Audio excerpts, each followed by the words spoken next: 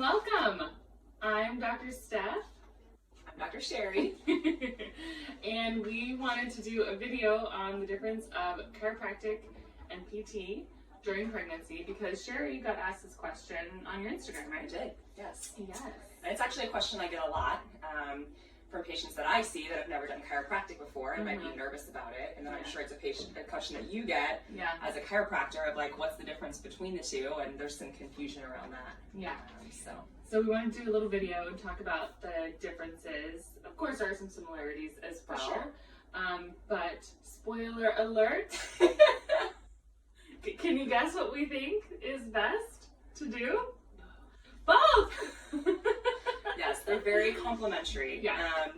And I think, like Steph said, we have to remember that both of our professions are very broad. So you have a broad variety of practitioners who are specializing in different things. They've taken different continuing education, gone to different schools, have different interests. And so you have chiropractors that are trained as PTs also, or who have taken extra continuing education in exercise. You have physical therapists who love joint mobilization, really specialize in the spine and do a ton of that. But I think the philosophies behind the two types of care are very different. And so that's what I'm hoping Steph's going to talk a little bit, because I am dying to know more than what I learned in PT school about what the philosophy behind chiropractic adjustments are, and then specifically how those help with pregnancy. And then I'll kind of talk a little bit about how I think PT is very complementary to that, and the two can actually work better, I think, together than they do by themselves. For sure. Which is really funny because sometimes I meet PTs or people who know PTs and they're like, you're friends with physical therapists? And I'm like, we're actually pretty cool people. It's like our professions have definitely been, have butted heads for a long time, but it's crazy because really what we do is so complementary. So, first off, so I'm trained in pregnancy and perinatal care through our big association, which I won't bore you with letters and acronyms, but that's really what I do here in my office is a lot of pregnancy and pediatrics, which any chiropractor can see. Anybody who's licensed can see pregnant people, but we really have advanced training in it, and really I think that's important when you are pregnant to see someone who really specializes in that, because your body is different. The philosophy behind chiropractic is really quite unique. So really we're looking at the body as what we look at is innate intelligence. So our bodies are innately intelligent. We are designed perfectly with everything we need to function and optimize our health, basically. So what we look at is the nervous system. And the nervous system and the brain is what controls everything in your body. Your spine is what protects that nervous system. So if your spine is functioning well, your body should be aligned and balanced, and your nervous system should be working as best as possible. For us as chiropractors, to tie that back into our philosophy, we believe that the innate intelligence is what controls and coordinates everything in the body, and the nervous system is kind of the conduit for that. So if everything is balanced and lined up well, then everything else should be working properly as well. It's a little bit different with pregnancy. Our adjustments look a little bit different, but it always comes back to checking the nervous system and keeping the nervous system balanced. So a lot of people come to a chiropractor because they have joint pain or they have, discomfort during pregnancy. That's really common. But really the bigger picture is getting the nervous system working. This is really important in pregnancy because our nervous system is what is going to control the uterus. It's what connects us to the baby. And so if everything is balanced, ideally your uterus will then function better. And so we see a lot that when people get adjusted during pregnancy, they tend to have easier labors, easier pregnancies, because the nervous system is working and functioning. There's, I think, so much more attention on the nervous system now these days because, everything's all about brain health now. And it's kind of funny because as chiropractors, that's what we've been doing since like the early 1900s. And so Yeah, so that's really what it's about, is getting the nervous system to function as best it can, which will then help all the organs function as best as they can. And really, you know, from the time we are conceived in utero, the nervous system is the first thing to form, and then everything else branches from there. So in my profession, in my opinion, that is the most important system in the body to remain balanced. So what we look for when you come in, no matter what condition you come in with, we always look for one thing, and that one thing is called subluxation. It's kind of has two meanings. So subluxation, the actual word sub means less than, lux means location or light, and then ation is the condition of. So subluxation is a condition of less light in the body. So what we're doing when we're adjusting the spine is turning the nervous system back on. It's also a double meaning of that lux, also meaning location. So it's less than a dislocation, right? So it's not like your spine is dislocated, but things are out of place and not functioning perfectly. So we're creating more balance.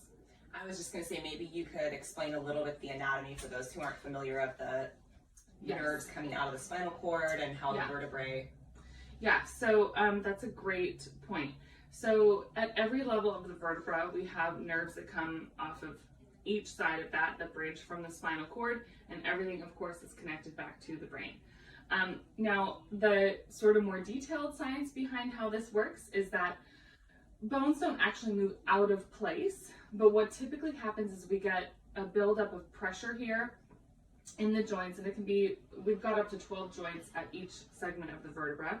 And so pressure builds up, we have reduced movement, the muscles will tend to lock up around that segment, so our body's trying to protect that area, we'll have a little bit of swelling, and more importantly, the nerve is going to have some dysfunction, causing dysfunction at whatever's at the end of that.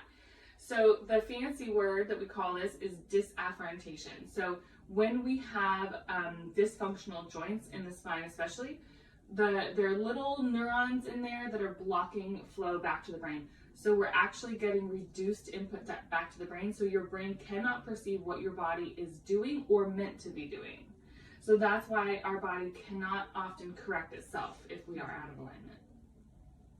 So that's what we do as chiropractors. We look for that imbalance, and that's what we're looking to correct. And then I think it's important for us to highlight too, we're going to focus in this talk today on, Steph said, her specialization, prenatal, postpartum, and pediatrics, which is called Webster. Yeah. Right? That's just kind of the niche. And for me, it's pelvic floor. That includes prenatal and postpartum. So we have these kind of niches in our professions. So I would love it if you would then speak to, specifically during pregnancy, that Webster technique, which I know some chiropractors have learned in school but haven't necessarily gone through the process to get certified. So I usually recommend that my pregnant patients and those who are within a year postpartum, because you still have a lot of those differences in your system, usually try to seek out a certified Webster practitioner if you're able to do that in your area, because I do feel that there's a difference in the education level. Yes, there's a difference, and there's different things that we check. There are certain ligaments around the uterus that we check. There are different ligaments around the sacrum and the pelvis that we check. Very different than what Sheri does with pelvic floor PT. We don't do any internal work. People often ask that, and I'm like, no, that's for Sheri. Go to Sheri for that. We love vaginas. We love vaginas. So Sheri, why don't you tell us what you do? Because I was have to say, Sheri saved my vagina and my pelvic floor. Well, I taught you how to save your own. That's true. Right?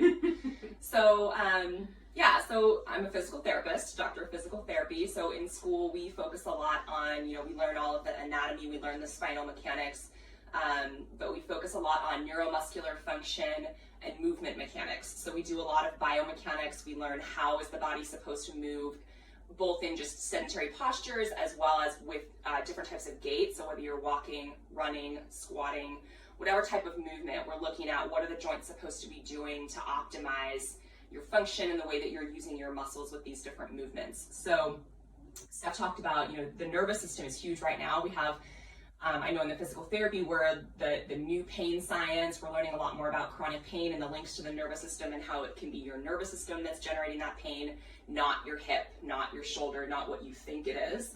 So I really do think, you know, the philosophy of chiropractic of really focusing on what the nervous system is doing is hugely important. We also know that there are inputs from the outside in. So the way that you're moving, the way that you're using your body, fear, avoidance patterns, cognitive things from your past, ways that you've been taught to move or told you should move, those things can also impact the inputs that are going into your nervous system, which can impact your pain and the way that your body is functioning. So as physical therapists, we focus very much on movement. So when you come into an assessment with me, you're not going to be on the table for very long. I'm going to have you stand up, move, squat, walk. If running is one of your goals, we're probably going to look at you run.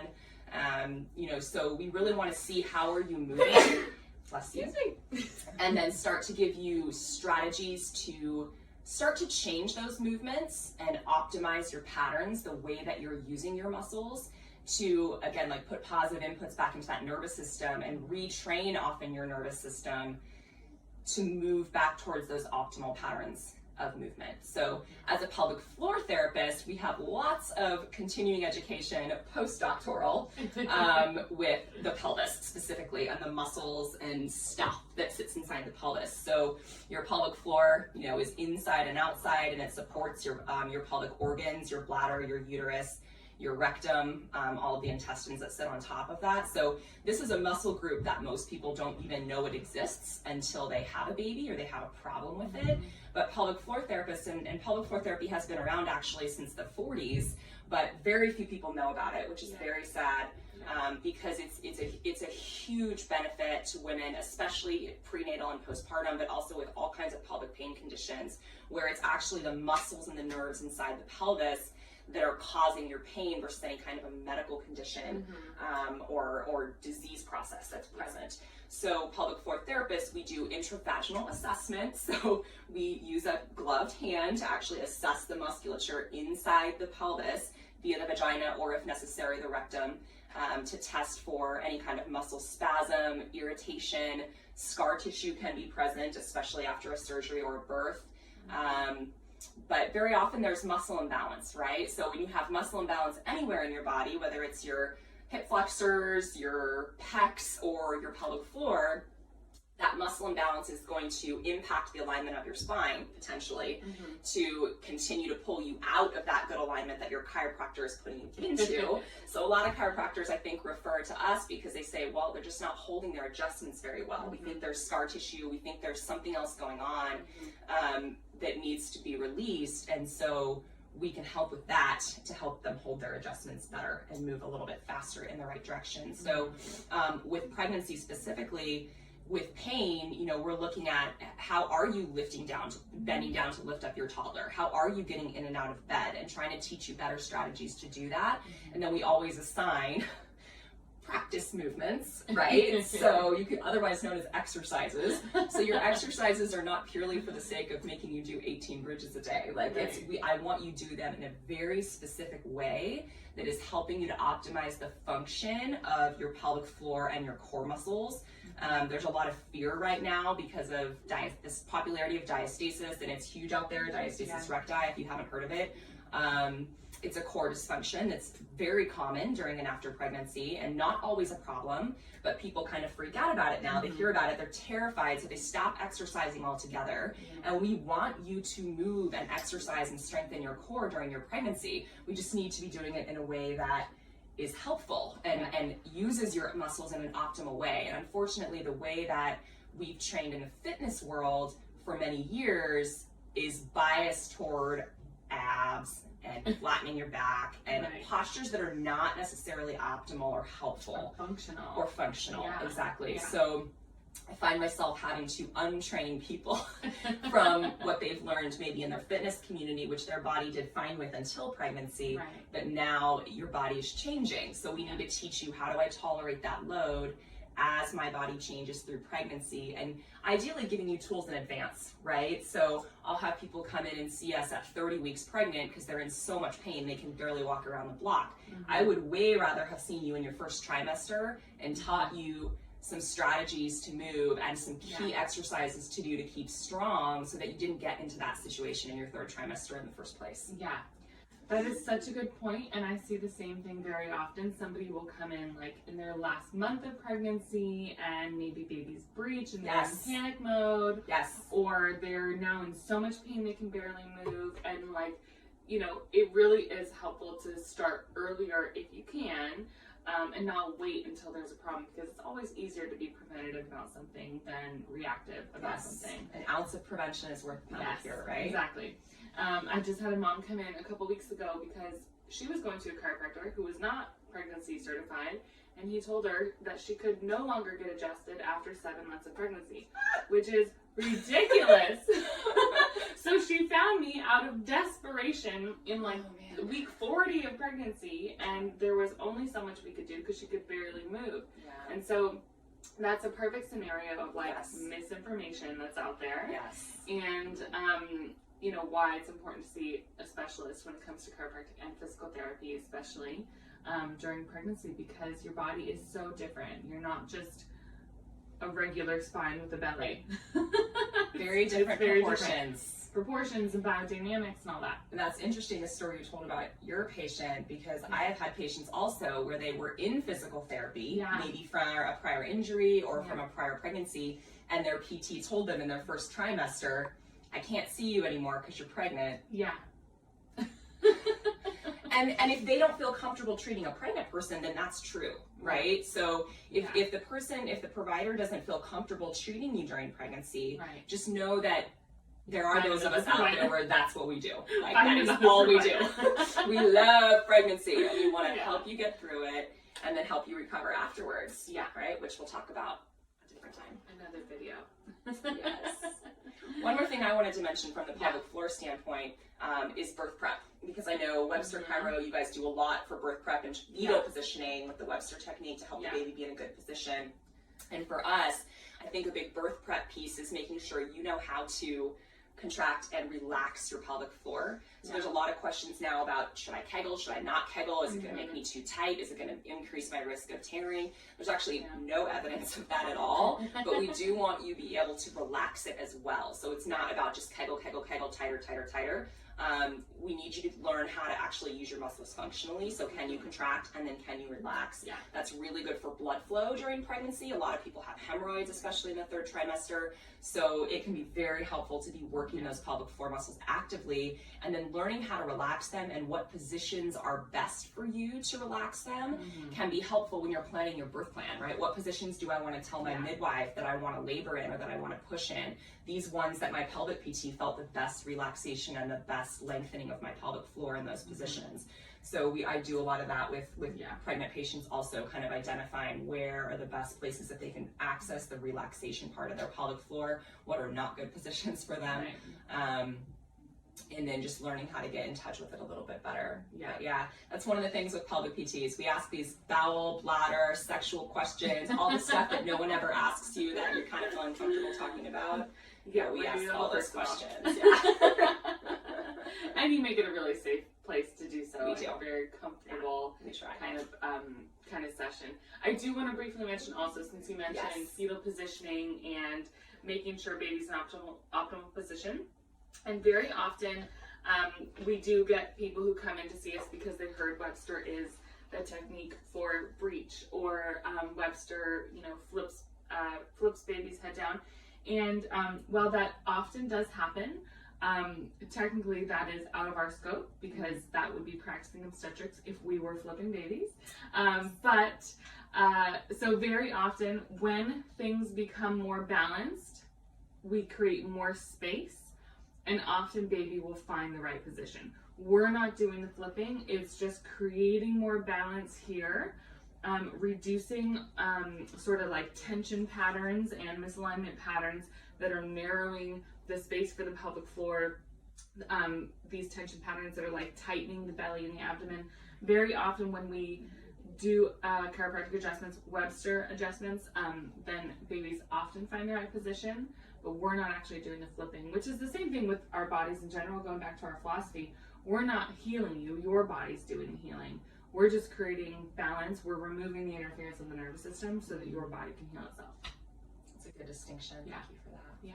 And I think with that muscle balance, you mentioned the tightness in the different muscles, and physical therapists obviously have a different tool set to help with that. But it's interesting, the abs, you mentioned tight abdominals, and a lot of women think, well, my abs are so stretched out, Right. but you actually can get a lot of tension in your abdominals also. Yeah. And so finding someone who can work through that with you in terms of relieving the tension where it needs to be relieved without putting more tension on the areas that are already under a lot of strain is very important. And I think that's one of the things where a non-specialist doesn't necessarily feel comfortable making those distinctions. But for someone who's had a lot of training with the pregnant population, we feel comfortable with that. Exactly. In both of our professions. So. Yeah, and I think that's another thing where chiro and PT work really well together, because what we're doing is balancing the nervous system, which is then connected to the muscles, and then you're providing the input to the muscles to create better movement patterns to then reinforce the adjustment. Like it all goes together really well. Yes, and I often tell my patients when I refer them to chiropractic, when you come and see me, the hour that I'm with you, we have a lot of things to do that take a lot of time in terms of movement and practice and repetition and potentially massage.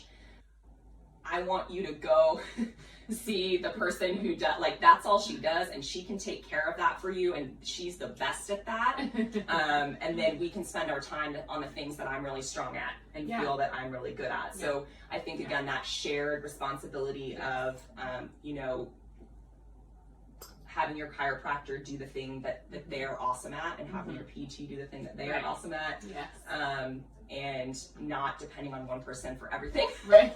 That's true. That's usually good, right? And also just a sense of, the techniques are different, the history is different, the personality is different. So I will sometimes even refer to other PTs. That have different training than me. It's just sometimes, we can't all know everything. And so you gotta have a team. It takes a village, right? You have to have a team of people to help you. Pregnancy is complicated, postpartum is complicated. It requires a lot from all of your systems, and there is nothing wrong with seeking out a variety of different types of help to help you navigate that. Yeah, very well said. I love it. Well, you can find us more. Our pages are tagged here in the comments.